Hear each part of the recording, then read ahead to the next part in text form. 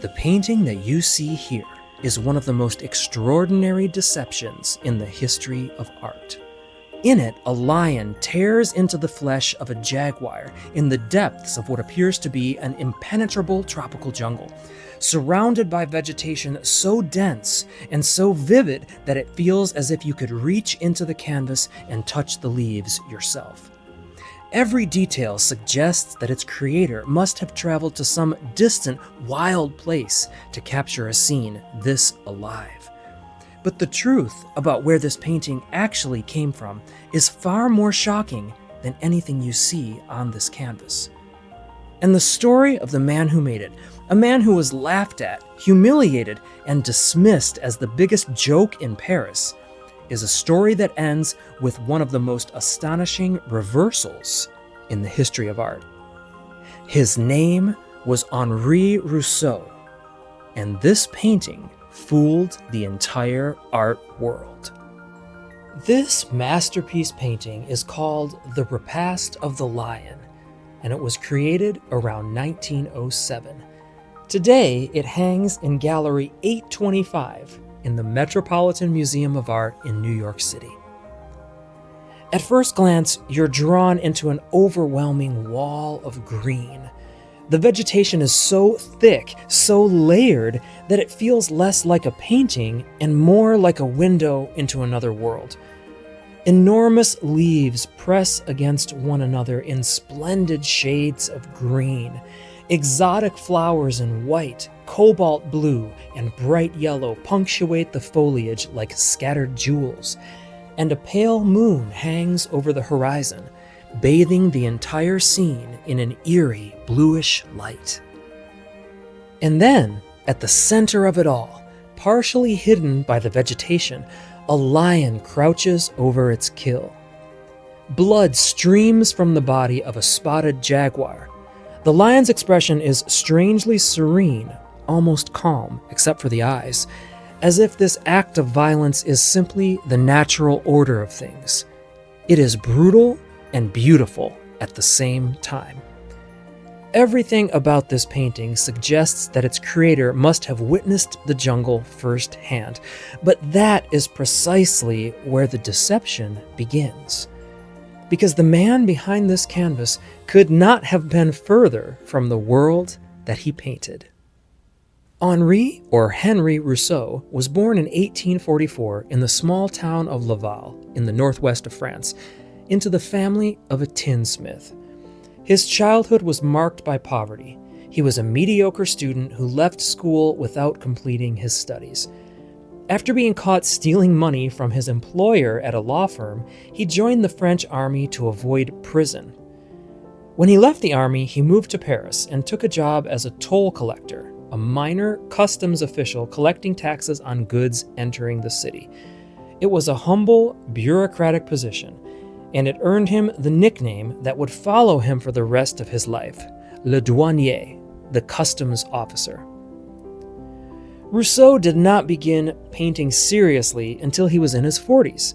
He had no formal training whatsoever, no teacher, nothing. He once said, "I have no teacher other than nature."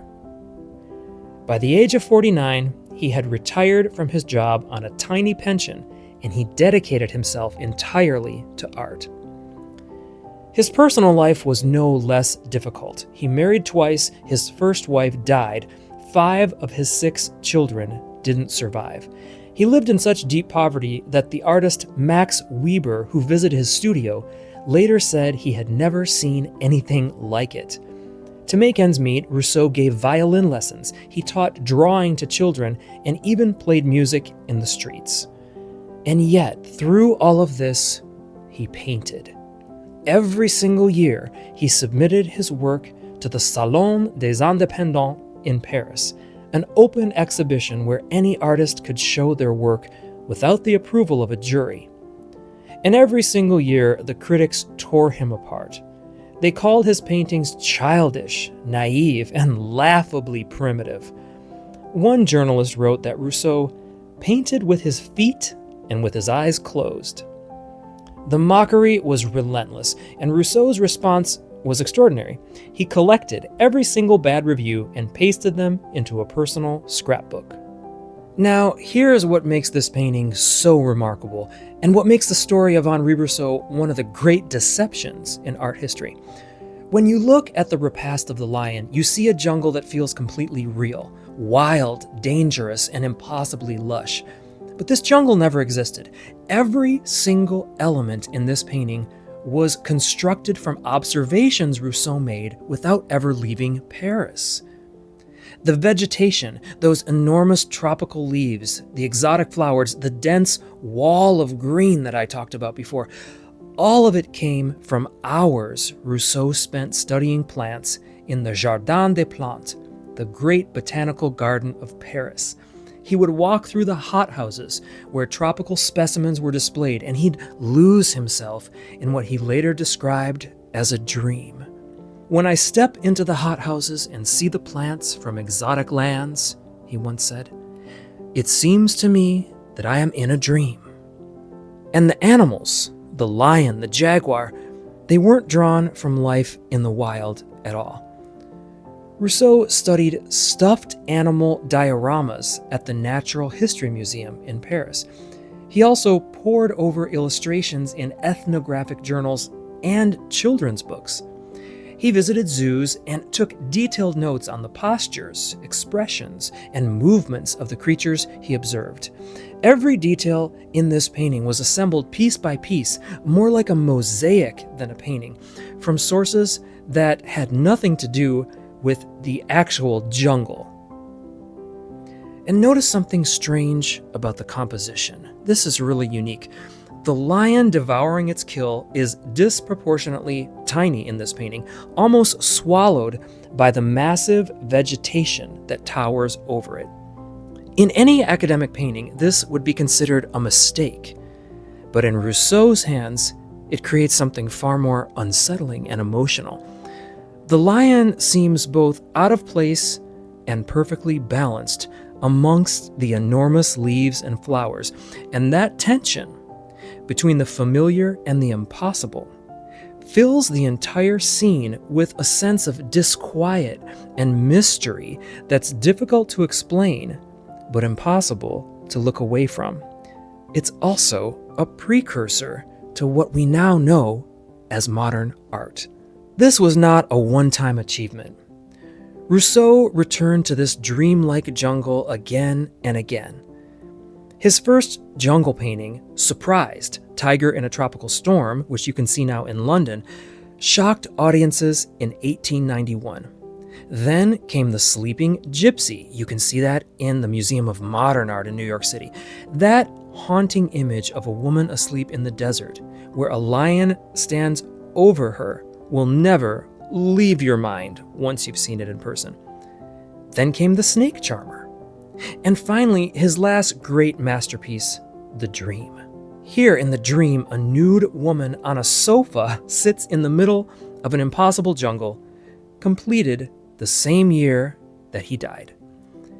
Each painting deepens the same vision, a world assembled from fragments of reality and transformed into something that feels more like a memory from a dream that you can't quite place.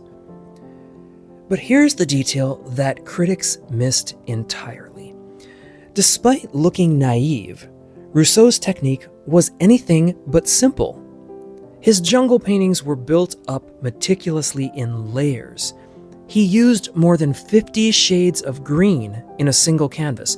Each leaf was individually traced and rendered. The effect isn't realism, it's something more powerful. It's a dream of the jungle, more vivid and perhaps more immersive than reality itself.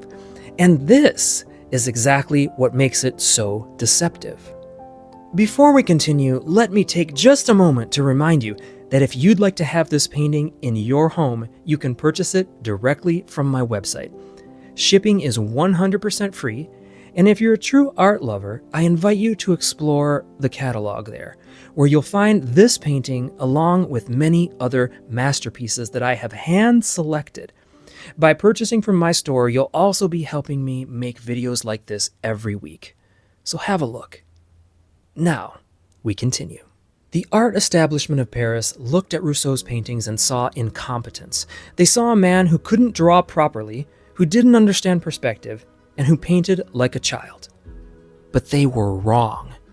And the proof of how wrong they were is written in the history of modern art itself.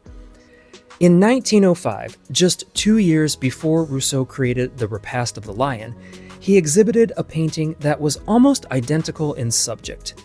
The hungry lion throws itself on the antelope. That painting was hung at the Salon d'Automne, alongside works by young radical painters like Henri Matisse and André Derain. A critic named Louis Vaucel walked into the room, looked at the collection of wild, bold, unconventional paintings, and declared, "Donatello among the wild beasts, les fauves." That single remark gave birth to the name of one of the most important movements in art history, Fauvism.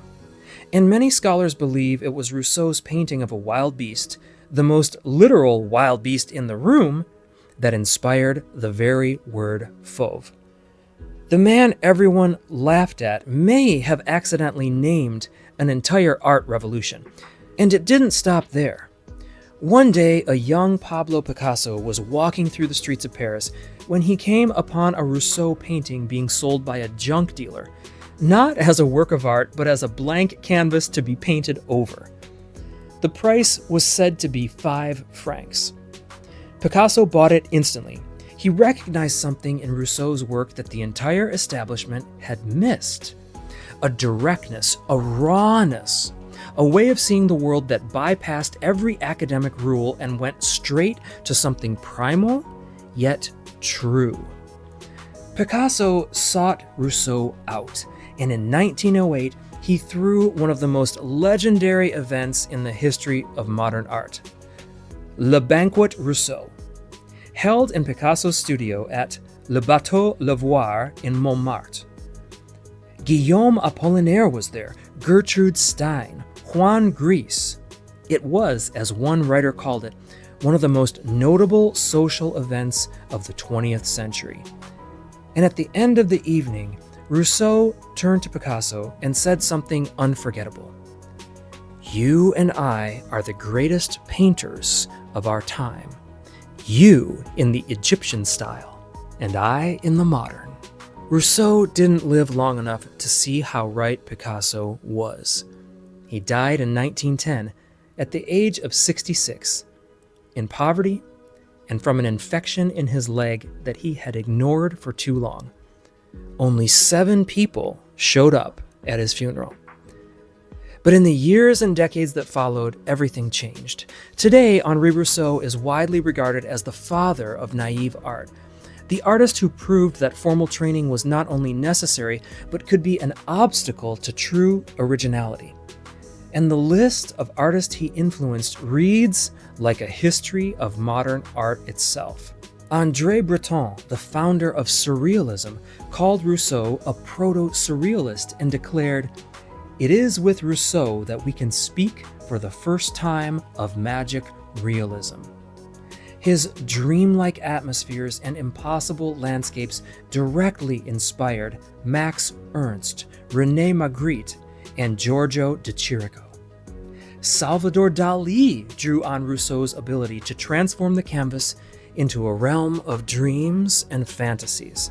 Frida Kahlo, herself largely self-taught, channeled the same surreal, symbolic, and deeply personal vision that Rousseau had pioneered decades earlier, proving that his influence extended far beyond Paris and Europe. Beyond painting, the poet Sylvia Plath referenced his works in her poetry. Joni Mitchell based her song The Jungle Line on one of his canvases, and Fleetwood Mac's Tango in the Night album cover is a direct homage to his art. And perhaps the most stunning number of all, in 2023, one of Rousseau's paintings, Les Flamands, sold at an auction for $43.5 million. The same artist whose canvases once sold for 5 francs as disposable canvases, as surfaces to be painted over. So when we say that this painting fooled the entire art world, we don't mean that Rousseau was deliberately playing a trick. We mean that the critics, the establishment, the very people who were supposed to recognize genius, they looked directly at it and couldn't see it. They saw a naive customs officer who didn't know how to paint. What they were actually looking at was the father of an entirely new way of seeing. A way of painting that didn't imitate reality exactly, but created a reality of its own, more vivid, more haunting, and more influential than almost anything the trained painters of his generation ever produced. I'd love to hear your thoughts on this masterpiece in the comments. Do you think the art world has truly learned a lesson? Or are there other Rousseaus out there being laughed at right now whose genius we simply cannot see? Maybe it's even you. And if you would like to collect this painting, you can already find it in my catalog, along with other jungle scenes by Rousseau, coming soon, like The Dream.